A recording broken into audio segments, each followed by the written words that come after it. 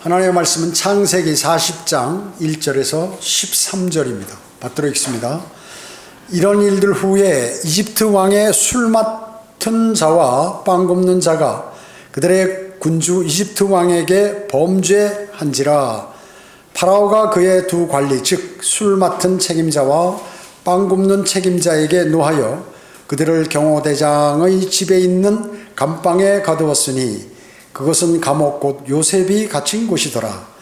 경호대장이 요셉으로 그들과 함께 있게 하였으니 그가 그들을 섬겼더라.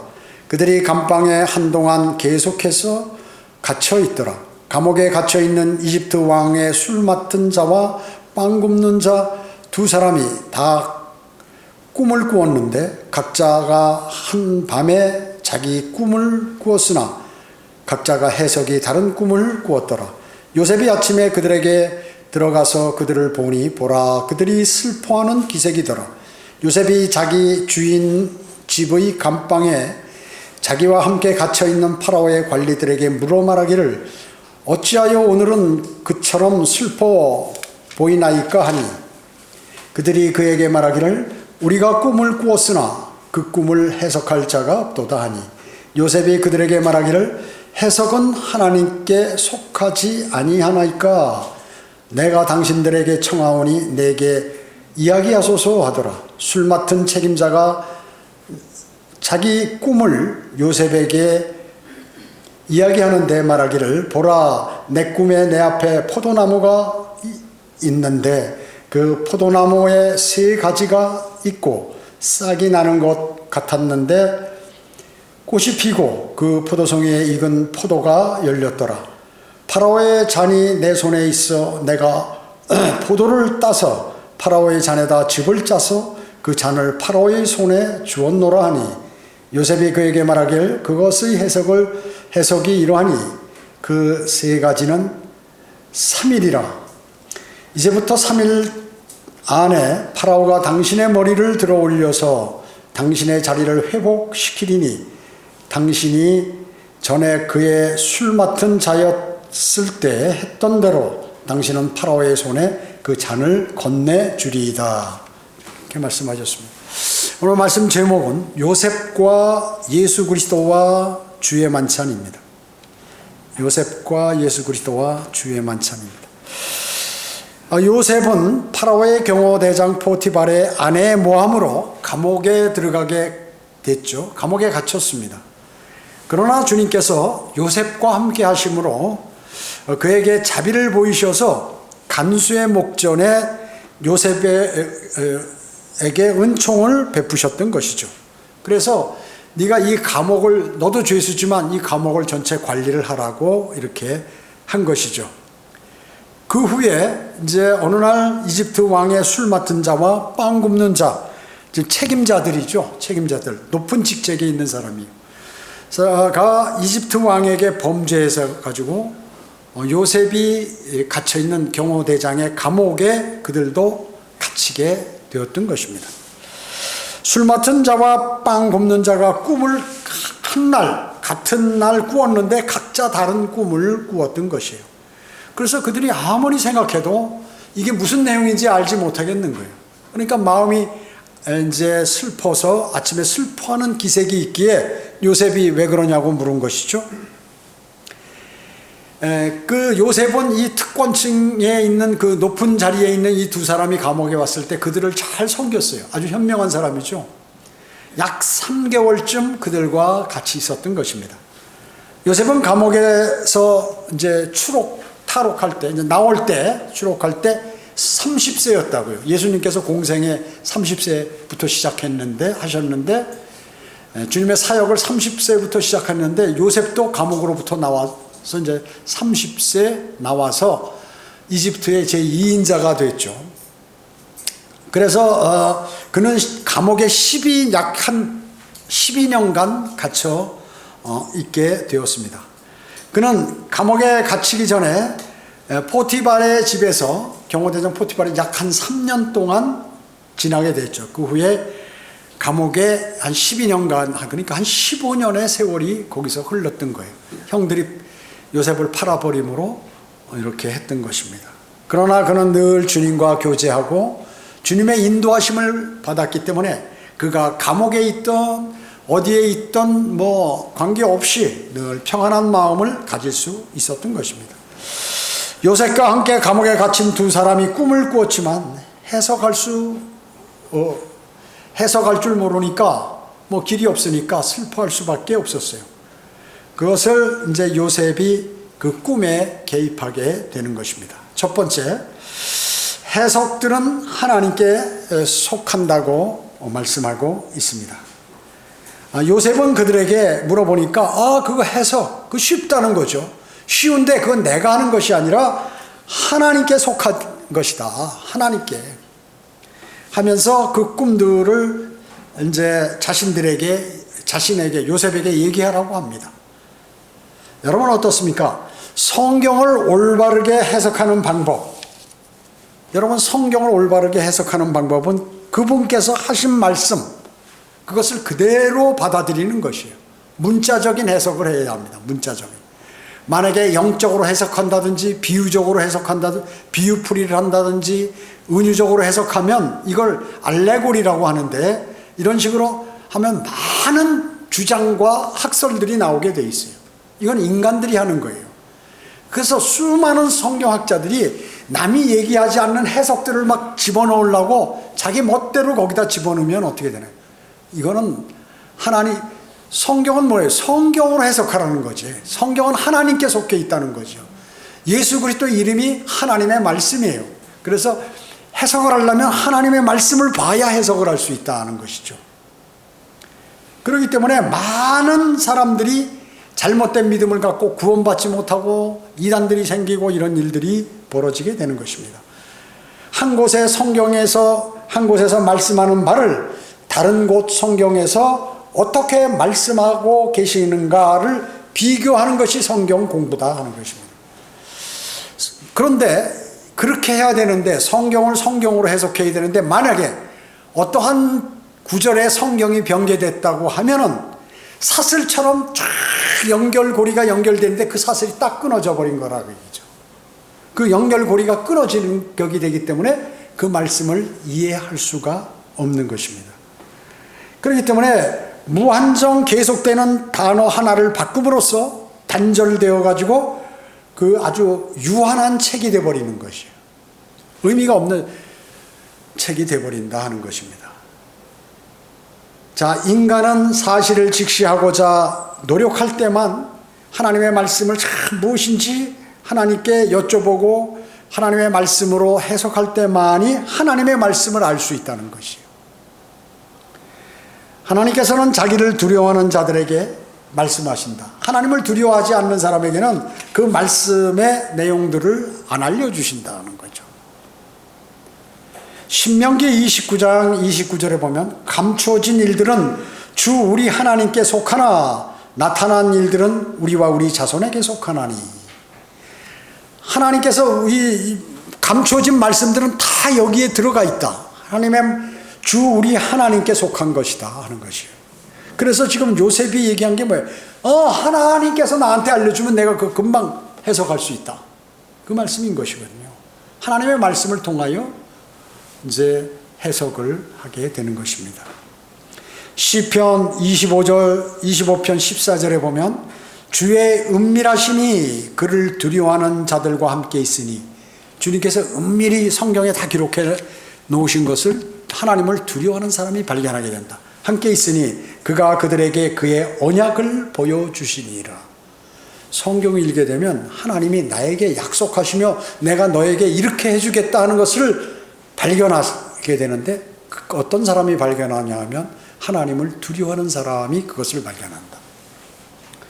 하나님의 말씀을 거부하는 학식 있는 자들에게는 하나님께서는 아무것도 안 보여주시는 것이에요. 자기가 무슨 그 유명한 신학교를 나와서 그 신학교를 몇 개를 나왔다고 하는 그 사람들에게는 안 알려주신다고 성경에 기록하고 계신 거예요. 학식 있는 자에게는, 학식 있는 게 뭐예요? 자기는 그 학식을 믿기 때문에 하나님께서 그 사람에게는 안 알려주는 거예요. 내가 강하고 능력이 있다면 그 사람에게 힘을 안 주시는 거예요. 왜냐?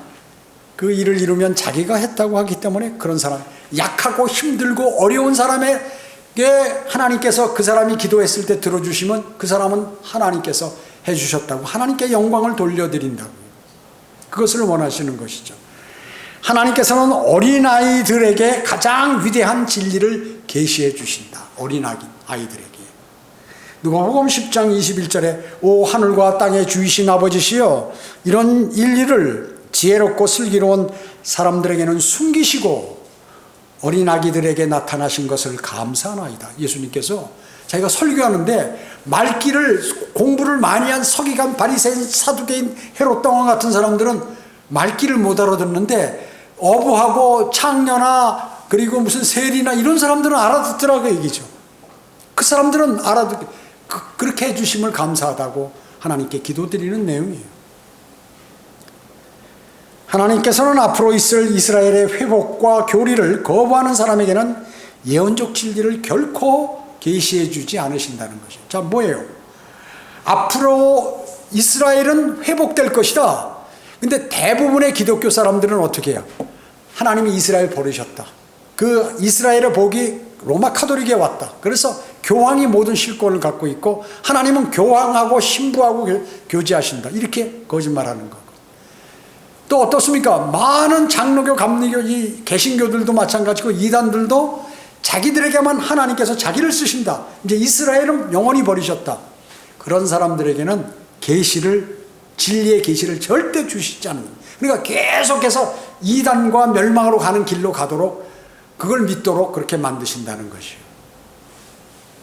그래서 수많은 사람들이 자신이 성경에 실력이 있고 자기는 하나님께서 쓰신다는 사람은 하나님께서 안 쓰시는 거예요. 거짓말에 자기 입으로 그걸 계속 얘기하는 사람 있죠. 절대 안 쓰시는 거예요. 그런 사람은요.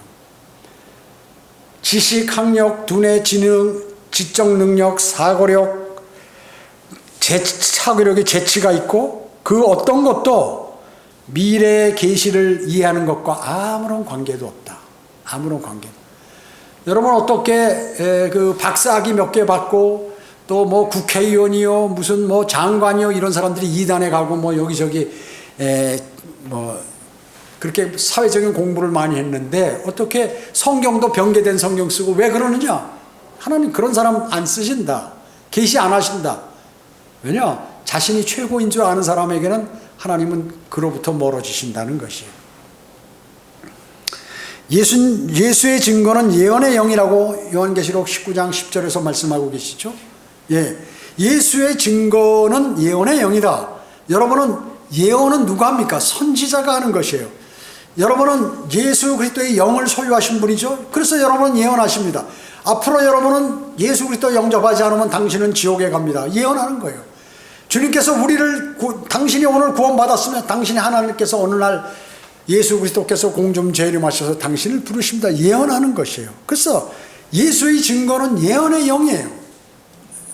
구원받은 그리스도인은 예수 그리스도의 영이 내 안에 들어왔기 때문에 여러분은 그분의 말씀을 증거하는 것을 여러분이 입으로 하신다 그 말씀이에요. 따라서 제사장들이 아닌 선지자들에게 그 비밀을 계시해 주신다는 것입니다. 그리스도인인 여러분에게도 그것을 계시해 주시는, 알려주시는 것이죠. 아모스 3장 7절에 보면 실로 주 하나님은 선지자들인 그의 종들에게 그의 비밀을 나타내지 않고서는 아무것도 행치 아니하시느니라. 그러니까 하나님의 종인 그 선지자들에게 그것을 알려준 다음에 그들의 입을 통해서 하도록 하시고 그 전에는 미리 다른 사람에게나 뭐 모두에게 안 알려주신다 그 얘기죠. 여러분은 그 임무를 받으신 것이에요. 그 일을 받으신 것이에요. 그러니까 주 하나님께서는 그분의 사람들의 입을 통하여 그분의 말씀을 전하신다 하는 것입니다. 세대주의자가 아닌 사람은 하나님의 말씀을 그 어떤 논리적인 방식으로도 설명할 수가 없어요. 설명할 수가 없습니다. 자, 수많은 이 교회 사람들이 성경을 잘못 해석하는 게 왜 그럴까요? 성경은 세대적으로 이렇게 기록이 되어 있고 또 하나님께서는 이렇게 이 세계를 관장하고 계신다는 것을, 역사를 주관하고 계시는 것이에요. 근데 이게 이단이라고 해버리니까 세대주의자들은, 왜냐하면 기득권 세력이, 로마 카톨릭 세력이, 개신교도 로마 카톨릭 그 교리를 많이 갖고 왔거든요. 그렇기 때문에 세대주의가 이단이라고 이렇게 얘기하는 많은 사람들이 있어요. 참, 그렇기 때문에 성경 해석을 제대로 할 수가 없어요. 없습니다. 없어. 멋대로 성경을 갖다 붙이기 때문에. 그러니까 이 사람들이 이상하게 한 곳에는 누구든지 주 예수 그리스도를 영접하면 영원한 생명을 얻는다고 그랬는데, 또 마태복음 14장에는 끝까지 견뎌야 구원을 받는다고 했고, 그러니까 이게 잘 맞질 않거든요. 그러니까 어떻게 합니까? 멋대로 해석하는 거예요. 아, 끝까지 견디라는, 누구든지 주 예수 그리스도를 영접하면 구원을 받는다 하는 그것은 어떤 영적으로 얘기한 거다. 천년왕국, 아, 그건 영적으로 오는 거야. 이렇게 해버리면 그냥 그게 다 통하는 거예요. 왜? 성경에, 같은 신약 성경에서 이상한 말들을 하거든요. 여러분, 신약계 교리에는 대환란 교리도 있고, 그 다음에 교회시대 교리도 있고, 천년왕국 교리도 있단 말이죠. 그런데 그것을 모르고 이게 이방인에게 하는 말씀인지, 그리스도인에게 하는 말씀인지, 아니면 유대인에게 하신 말씀인지, 이거를 잘 구분을 못하니까 이게 문자적으로 해석하면 이게 말이 안 되는 거예요. 그러니까 어떻게 영적으로 해석해버리자 해가지고 이 사람들이 영적으로 해석하다 보니까, 또 비유적으로 해석하다 보니까 성경을 전혀 모르는 사람이 되고 하나님의 계시와 다른 곳으로 가게 된다는 것입니다. 수많은 사람들이. 자, 성경은 하나님의 말씀을 나누어서 공부하라고 그랬거든요. 세대적으로. 디모데후서 2장 15절에 내가 진리의 말씀을 올바로 나누어 자신이 하나님 앞에 부끄럽지 않은 일꾼으로 인정받도록 공부하라. 하나님의 말씀을 세대적으로 나누라고 그랬거든요. 이거는 분별하라로 바꿨어. 이거 맞는 말씀인지 틀린 말인지 분별하라. 이거는 어떻게 나누어서, 파트를 나누라 그 얘기죠. 나누어서 세대적으로. 율법시대 구원받는 방법, 교회시대 구원받는 방법 다 틀리게 성경에 기록해 놨는데, 이거를 다 같은 구원의 방법으로 하다 보니까 어떻게 해요? 영적으로 적용해야 하게 된다 하는 것입니다. 그래서 부끄럽지 않은 일꾼으로 인정받도록 공부하라 하는데, 하나님께 인정받도록 힘쓰라 이렇게 힘쓰라 나왔어. 힘쓰라. 공부하라를 힘쓰라로 바꿔. 공부 안 하죠. 공부 안 해. 그러니까 나눠서 공부해야 되는데 영적으로 해석하고 비유적으로, 은유적으로, 풍유적으로 해석하니까 성경을 모르게 되는 것입니다. 신학자들이 영적으로 무지한 것은 그들이 후천년 무천년주의자이기 때문에 성경적으로 아주 무지한 것이, 성경을 모르는 사람이에요. 왜냐? 후천년 무천년이라는 것은 영적으로 해석해버리거든요. 전부 문자적으로 해석을 하는 것이 아니라. 그래서 휴고 봐라, 요 성경 여기 들림받나, 우리 공중에서 우리를 부르신다고 했잖아. 우리 끌려 올라간다고 했잖아. 아, 그게 아니고 그건 영적으로 하는 거야. 이게 주님하고 가까워지고 주님의 영으로 같이 이렇게 한다는 것이지, 주님의 모습으로 변모된다, 아, 이건 주님의 영적으로 같은 영이 된다, 이 뜻이다, 그 얘기해. 다 그런 식으로 얘기해. 천년왕국? 아, 천년왕국은 우리가 노력해서 복음을 전하고 하면서 기독교인을 많이 만들면 좋은 세상이 온다, 그 뜻이다, 이게. 그리고 우리가 휴고된 다음에 대환란이 있는데, 환란 전에, 환란 가운데서 휴고된다, 우리는. 왜냐? 성경에 그게 있으니까요. 환란 중에, 환란이 끝날 때쯤 유대인들이 휴고되는 건데, 환란 성도인데 이것을 그리스도인에게 얘기한. 그래서 전체 교리를 거기에 맞춰서 하는 것이에요. 제가 어저께 지방교회에 있는 군대 동기생, 중대장 같이 아주 1년 반 동안 중대장 같이 하면서 아주 친했던, 여기 나한테 식사를 산다고 그래서 와서 식사하면서 얘기해 보니까 바로 이런 것이, 세대주의도 적용하고 뭐 다 하는데 환란 중 휴고 뭐 이런 것들을 그려놓고 이러다 보니까 이 전반적으로 영적으로 많이 이렇게 해석하는 경우가 있다는 거죠. 그러다 보니까 어때요? 그렇게 열심이고 신실해요. 그런데 바른 진리에 서지 못하는 안타까움이 있다는 것이죠. 수많은 사람들이 이러한 가운데 지금 믿음을 견지하고 있는 것입니다. 요셉은 그들의 꿈을 하나님께서 알려주신 대로 그들에게 계시를 해 주었습니다. 두 번째, 주의 만찬에 사용되는 포도즙, 즉 새 포도주. 포도즙은 새 포도주입니다. 새 포도, 뉴 와인. 여기 창세기 40장 9절 한번 볼까요? 9절부터 술 맡은 책임자가 자기 꿈을 요셉에게 얘기하는데 말하기를, 보라, 내 꿈에 내 앞에 포도나무가 있는데 그 포도나무에 세 가지가 있고 싹이 나는 것 같은데 꽃이 피고 그 포도송이에 익은 포도가 열렸더라. 파라오의 잔에, 보세요, 파라오의 잔이 내 손에 있어. 파라오가 이제 이 사람한테 잔을 딱 내미는데, 포도를 따서 내가 이 술 맡은 책임자 관원이 포도 알맹이를 따가지고 파라오의 잔에다가 이렇게 그때는 비닐 장갑이 없으니까 다른 걸로 이렇게 대고 했겠죠. 깨끗하게 꽉 짜서, 즙을 짜서 그 잔을 파라오의 손에 주었노라 하니, 요셉이 그에게 말하기를, 그것의 해석은 이러하니, 그 나무 가지가 세 가지 있는 것은 3일이다.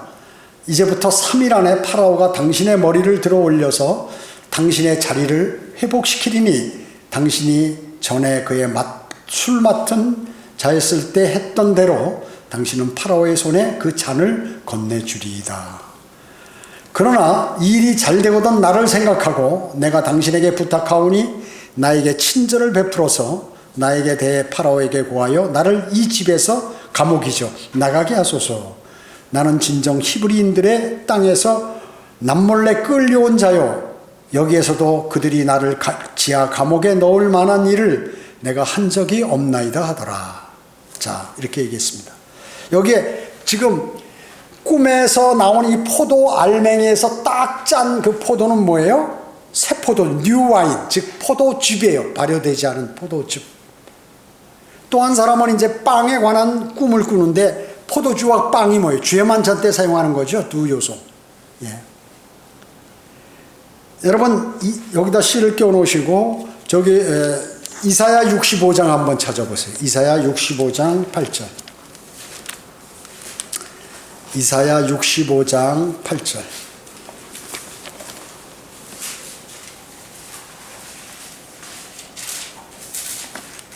이사야 65장 8절. 주가 이같이 말하노라, 포도송이에 새 포도주가 보이면. 자, 새 포도주는 어디에 있어요? 포도송이 안에 있죠. 그러니까 이걸 짜는 게 새 포도주야. 그죠? 답이 딱 나왔어. 포도송이에 새 포도주가 보이면 누가 말하기를 그것을 상하게 하지 말라, 이는 복이 그 안에 있음이라 하는 것 같이 나도 내 종들을 위하여 그들 모두를 상하게 하지 아니하리라. 예수님께서 스스로 상하신 것이죠. 예? 그래서 새 포도주, 예수님께서 주의 만찬할 때도 새 포도주를 사용하신 거예요. 새 포도주는 포도송이 안에 있다. 금방 짜낸 거, 발효되지 않은 것이라고 말씀하시죠. 또 하나 찾겠습니다. 신명기 32장, 창세기, 출애굽기, 레위기, 민수기, 신명기 32장 14절.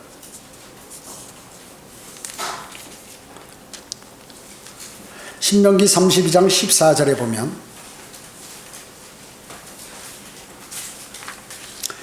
소와 버터와 양의 젖과 어린 양들의 기름과 바산에 기르는 순양들과 염소들과 기름진 미랄로 먹이셨으며, 또 너는 포도의 순수한 피를 마셨도다.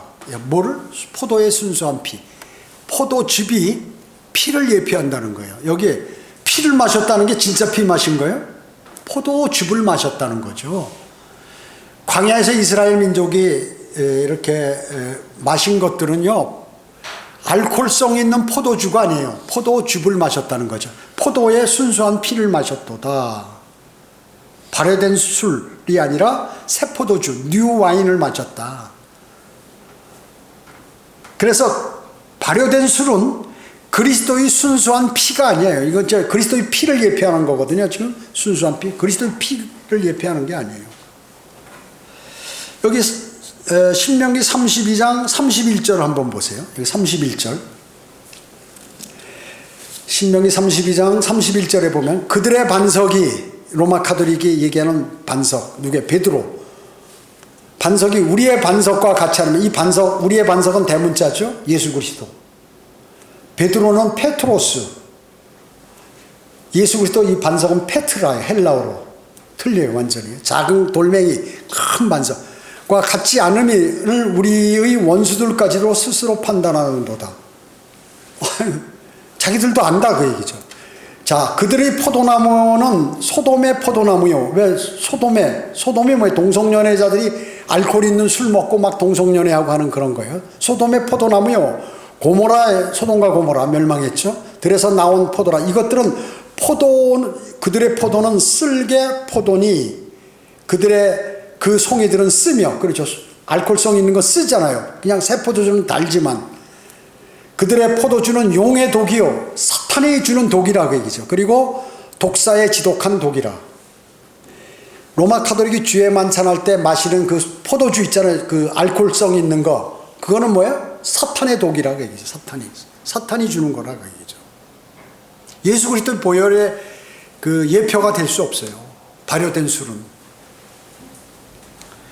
마태복음 26장 69절에서 예수님께서 내가 포도에서 난 것을, 주의 만찬, 내가 포도에서 난 것을 마시지 않겠다고 그랬어요. 새 언약 하시면서. 마태복음 26장 29절 한번 볼까요? 마태복음 26장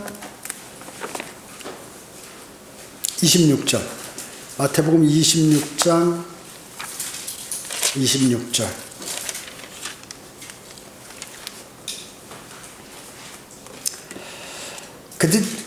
마태복음 26장 26절이요. 그들이 먹고 있을 때 예수께서 빵을 가지고 축복하신 후 떼어 제자들에게 주시며 말씀하시기를, 받아 먹어라, 이것은 나의 몸이니라고 하시고. 여러분 보세요. 지금 빵을 떼어서 주시면서 이것은 나의 몸이다. 이게 진짜 몸이에요, 예수님의? 내 몸을 예표하는 거다, 의미하는 거다. 너에게 빵을 주는 거. 예수님 살을 뜯어가지고 주셨어요? 빵을 뜯어서 주신 거지.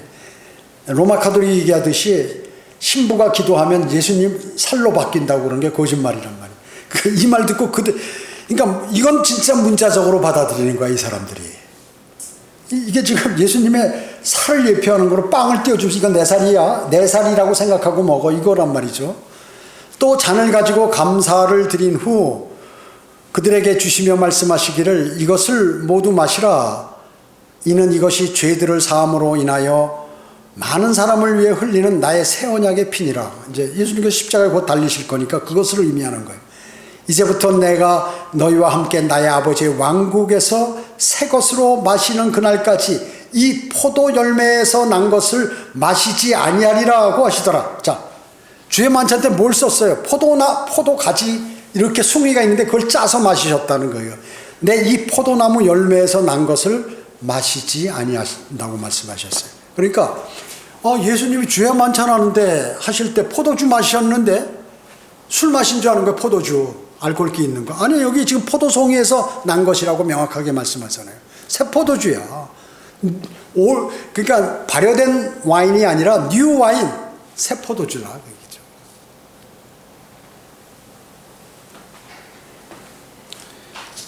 여러분, 그 피는 뭐예요? 피. 최초 예수 그리스도의 피를 예표하는데, 피는 생명 아니에요. 그러니까 최초의 기적이 뭐예요? 모세가 물을 피로 만드는 것이에요. 예수님께서 이제 정식적으로 30살이 돼서 사역하시는데 첫 번째 기적이 뭐예요? 카나의 혼인잔치에서 물을 포도주로 만드시는 것이에요. 왜 그럴까요? 그 주님의 피를 의미하는 것이다. 의미가 있는 것입니다. 의미가 있는 것이에요. 그렇기 때문에 금지된 열매가 뭐냐면 이 포도송이라고 얘기죠. 이 포도송이는, 그 포도주는 그렇기 때문에 포도를 짜면 빨가니까 피를 예표하잖아요. 피 같잖아. 그러니까 피는 율법전이나 율법 시대나 현재 교회 시대나 성경에서 전부 마시지 말라고 하는 것이에요. 마시지 말라. 그거 마시면 안 된다. 왜 그랬을까요? 이 생명나무야, 그게 바로. 선과 악의 지식의 나무였어. 생명나무가 선과 악의 지식의 나무라고 얘기죠. 그래서 그걸 먹는 순간 안에 그 체계가 말이죠, 피가 흐르는 체계로 바뀌어버렸어요. 그래서 우리가 들림받을 때 그 피를 다 쏟고 올라가는 것이죠. 물과 피를. 예수 그리스도께서 부활하셨을 때 봐라, 영인 줄 알았는데 영은 살과 뼈가 없지만 나는 살과 뼈가 있느니라, 피는 말씀하지 않으셨어요. 창으로 찔리셔서 물과 피를 다 쏟으시고 피가 없는 상태에서 부활하셔가지고 봐라, 이 상흔을, 상처 봐라, 나이지 않느냐, 이렇게 말씀하시고, 나 유령이 아니다, 나 몸과 뼈가 다 있다, 살과 뼈가 있다. 그렇기 때문에 그리스도인이 구원 위로 들림받을 때 이 피를 다 쏟고 가는 거예요. 피가. 그래서 영적인 존재는 피가 없어요. 피가 없어요. 인간에게 해당되는 것이지. 그래서 피는 바로 생명이기 때문에, 육신적인 생명, 이 세상에 살 때. 그렇기 때문에 그 피를 마시는 것이 금지되어 있다 하는 것입니다. 주의 만찬 사용하는 포도주는 바로 이 새 포도주다. 포도즙, 즉 말하면 그냥 포도즙을 그냥 일반적으로 포도주라고 얘기해요. 그 다음에 빵을 할 때도 주님의 몸이 쪼개졌잖아요. 막 채찍으로 쫙 하면 쫙 당기면 거기에 유리 같은 게 악교로 해가지고 그 가죽 채찍에 붙어가지고 말이죠, 한번 한 1m 이상 되는 그 채찍을 휘둘러서 쫙 당기면 살이 적적 일어나는 거예요. 살이 찢어지는 거예요. 쪼개진 살, 그것을 의미해서 우리는 주의 만찬할 때도 빵 한 개로 만들어서 그걸 한 몸 만들어서 그걸 쪼개서 쪼개진 빵을 우리가 먹는 거예요. 일반 교회는 카스테라 갖다 칼로 쫙 쓸어가지고 말이죠, 카스테라가 뭐예요? 거기에 발효된 거예요. 효모가 들어가 있었어요. 그래가지고 부풀려가지고 한 것인데, 우리는 누룩이 안 들어가. 그냥 밀가루로 하고 물만 가지고 구운 것을 쪼개서 먹는 것이, 이것이 성경적이다 하는 것입니다. 쪼개진 빵을 의미하는 것이에요. 술은 말이죠, 잠언 23장 31절에 쳐다보지도 말라고 그랬어요. 에베소서 5장에서는 술 취하지 말라 그랬어요. 많은 사람들이 교회에서 술 취하지 말라고 그랬지 먹지 말라는 말씀은 없다는 거예요. 그래서 집사들, 장로들 맨날 술 먹는 게 그래서 먹고, 신부도 그래서 먹는 거예요. 근데 술을 쳐다보지도 말라고 그랬는데, 잠언 앞에 또 중간 또 그 사이에 하박국에서는 그걸 술을 줘가지고 다른 사람들이 술지정하거나 옷 벗거나 그러면 그 사람에게 화가 있다고 말씀하고 있습니다. 그래서 예수님께서 만드신 거는 포도즙을 만드셨고, 주의 만찬도 새 포도주로 하셨고, 이스라엘이 광야에서도 독주나 알코올성 있는 포도주를 마시지 않고 새 포도주, 즉 포도 열매에서 난 것을 먹었다는 것이죠. 그런데 이 병개된 성경에는 그것을 찾을 수가 없어요. 찾을 수가 없어요. 세 번째, 예수 그리스도의 예표로서의 요셉인 것입니다. 여러분, 창세기 40장으로 다시 가서 40장 16절 보시기 바랍니다. 40장 16절. 빵 굽는 책임자가 그 해석이 좋은 것을 보고 요셉에게 말하기를,